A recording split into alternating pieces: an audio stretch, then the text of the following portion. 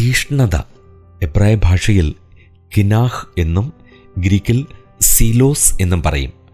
പത്നീവ്രത ശങ്കയ്ക്ക് എബ്രായയിൽ ഉപയോഗിക്കുന്ന പദമാണ് കിനാഹ്. സംഖ്യാപുസ്തകം 5-ാം അധ്യായം 14-ാം വാക്യം. തൻ്റെ ജനത്തിൻ്റെ യഥാർത്ഥ വിശ്വസ്തതയുടെ നേർക്ക് ദൈവത്തിനുള്ള വൈകാരികമായ താൽപ്പര്യത്തെ കുറിക്കുവാനും പ്രസ്തുത പദം പ്രയോഗിച്ചിരിക്കുന്നു. യഹോവയായ ഞാൻ തീഷ്ണതയുള്ള ദൈവമാകുന്നു. പുറപ്പാട് പുസ്തകം 20:5. ദൈവത്തിൻ്റെ കോപം, തൻ്റെ ജനത്തിൻ്റെ ക്ഷേമത്തിലുള്ള എരിവ് എന്നിവയെ പ്രസ്തുത പദം വ്യക്തമാക്കുന്നു. സങ്കീർത്തനം 79:5, സെഖറിയ പ്രവചനം 1-ാം അധ്യായം 4-ാം വാക്യം, 8-ാം അധ്യായം 2-ാം വാക്യം.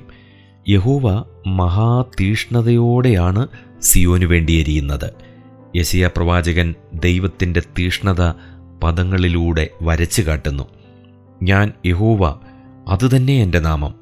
ഞാൻ എൻ്റെ മഹത്വം മറ്റൊരുത്തനും എൻ്റെ സ്തുതി വിഗ്രഹങ്ങൾക്കും വിട്ടുകൊടുക്കുകയില്ല. യെശയ്യാ പ്രവചനം 42-ാം അധ്യായം 8-ാം വാക്യം.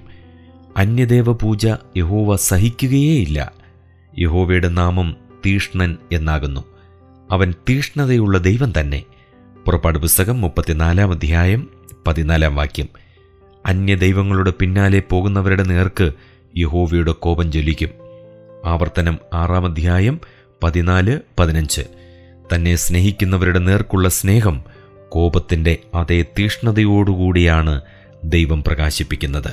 ഉത്തമഗീതം 8-ാം അധ്യായം 6-ാം വാക്യം.